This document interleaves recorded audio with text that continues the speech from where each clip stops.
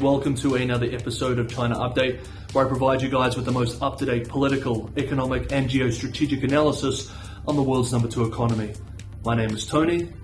Let's jump in. Another major city has fallen to national lockdown policies in the People's Republic of China. Yesterday, Tuesday, Zhengzhou, population 11 million, provincial capital of central China's Henan province, announced that it would impose new COVID-related movement restrictions from today, Wednesday, until the 10th, at which time the measures would be reviewed. According to a government statement, schools will go online, while most residents in the main city district will be required to work from home.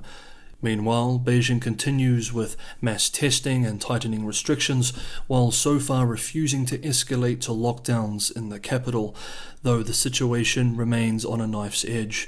Beijing's 12 districts have started 3 rounds of nucleic acid screening from Tuesday through Thursday. That is 1 test every 24 hours. At a press conference yesterday, Tuesday, Beijing authorities announced that all kindergartens, primary and middle schools, and secondary vocational schools in Beijing will postpone resuming classes for a week until May 11th. Residents can only leave Beijing for urgent matters, and when they do leave, they must present a negative nucleic acid test taken within 48 hours and a green health code before boarding a plane or train. Security at airports, train stations and key highway points have been beefed up this week around the capital. Reports on Beijing cases have also increased public suspicions that Shanghai authorities have from the beginning mislabeled many cases as asymptomatic when they should have been recognized as symptomatic. While over 90% of Beijing's official cases have been symptomatic cases, only about 10% of Shanghai's official cases have been labeled as symptomatic by local authorities. Shanghai itself may be seeing stabilization as official cases reach a low point, even as cases are discovered in so-called low-risk areas. We should know in the following days whether Shanghai has finally turned a corner. The disaster that Shanghai has seen over the last month is now a cautionary tale for cadres and local officials across the country. And the lesson learned, from their perspective it seems, is that lockdowns must be short and that mass testing must be widespread and unyielding. Based on state media coverage and official documents for local governments, it appears that public health officials have been told to regard Shanghai's struggles as a warning, as a cautionary tale, as I just said, that zero COVID is here to stay until at least the Party Congress later this year, and that a swift, short lockdown together with mass testing early on in the breakout, like was seen in Shenzhen, is the safe option to take. The domestic companies that are producing these COVID tests must be making a killing.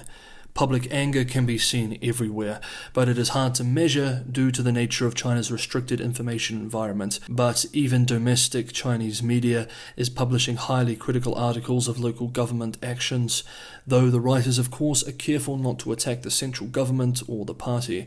Here is one example from Caixin Media. Quote, "News of several hardline quarantine measures have been getting passed around Chinese social media in recent days.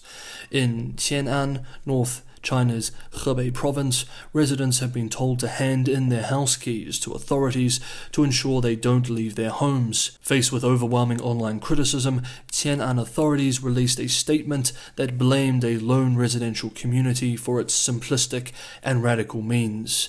It is an understatement to refer to locking residents in their homes and forcing them to hand over their keys as simplistic and radical means. It is a direct violation of citizens' property rights and personal freedom." End quote. As always, guys, if you're enjoying this episode of China Update, don't forget to hit that like button. It's a huge help. And for anyone who wants to go the extra mile and help keep China Update financially sustainable, Patreon, Buy Me a Coffee, which is a particularly useful tool if you just want to give a one-off tip, and crypto links are in the description below. As always, thank you everybody, for your ongoing support. Let's continue. In this environment of public rage, however, the state, feeling the uneasy and disquieting weight of vulnerability, is also more likely to intensify censorship. And worse, Indeed, financial media, which is normally left alone as it is seen as an important tool for economic growth, has come under the hammer in recent days. The public social media accounts of popular outspoken Chinese strategist Hong Hao were suspended in recent days for unspecified violations following recent bearish reports on the economy. Among other things, in recent weeks, Hong has blamed China's crackdown on technology companies for a crash in Chinese ADRs and said that lockdowns mean zero GDP. The Hong Kong-based South China Morning Post reports that Weiwei, a sort of Chinese version of Twitter, has also recently suspended the accounts of a few other economists and market analysts, including the chief economist at Northeast Securities, the chairman of Shenzhen Oriental Harbour Investment, and a partner and fund manager with Beijing-based Funding Capital. All their suspensions were said to be for, quote, violating related laws and regulations, end quote. The message to financial media is clear. When the economic data is bad, tone down the language. This should also be a huge red flag for anyone who still believes that the Chinese economy is doing okay. Of course, voices supportive of approved narratives remain loud and clear in public discourse. One high-profile example of this is a widely shared article by Fudan Professor of International Relations and nationalist thought leader Zhang Weiwei. In the article, Professor Zhang praises China's governance model, including the current no-COVID policy, and attacks what he calls spiritual Americans and Westerners critical of China's COVID policy generally. Now, it is important that we examine some of his language to get an idea of the nationalist narratives being employed currently. It goes without saying, of course, that although Professor Zhang claims to speak for all Chinese, of course, he does not, though he is influential among nationalists. Quote, "It is ridiculous for them to take advantage of the problems that emerged during the Shanghai epidemic and deliberately try to deny the success of the Chinese model. The vast majority of Chinese people have enjoyed more than 2 years of peace and quiet, and China is the only mega economy in the world with positive economic growth. Wuhan has succeeded, Shenzhen has succeeded, Xi'an has succeeded, Jilin has succeeded, Tianjin has succeeded. And why can't Shanghai succeed? The Chinese people, including the people of Shanghai, will never allow these Americans to inform our epidemic prevention and control policies, to allow the model of a defeated nation to replace the model of a victorious nation. Of course, our model will evolve with the times, but at the current level, it is much better than the American model." The strong nationalist and anti-Western themes approach a fevered jingoistic pitch as Professor Zhang concludes, quote, "Thankfully, although these spiritual Americans can still influence local public opinion through disinformation and slander with the support of Taiwan's 1450 online army and Western forces, their days of calling the shots have come to an end.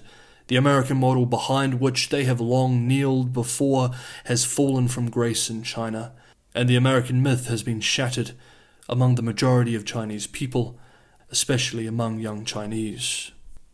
End quote. And with that, let's end today's video on the lockdowns and outbreaks with this observation by veteran China analyst Bill Bishop. Quote, "I will not be surprised if we start hearing more blame on hostile forces, foreign and domestic, for the mess in Shanghai. Xi is never one to waste a good political crisis. This mess could be useful to root out more remnants of the Shanghai faction. They really are stuck with dynamic zero COVID. If they back off, they will see a lot of deaths from all the unvaccinated elderly. And even if they started a mass forced vaccination campaign for those people tomorrow, it would be 6+ months before they were boosted and so had decent protection." End quote. Okay, that is the end of today's special episode looking specifically at the outbreaks and the lockdowns and the fallout from these. Tomorrow we'll get back to regular episodes and follow more on the housing crisis and the Chinese economy. See you then.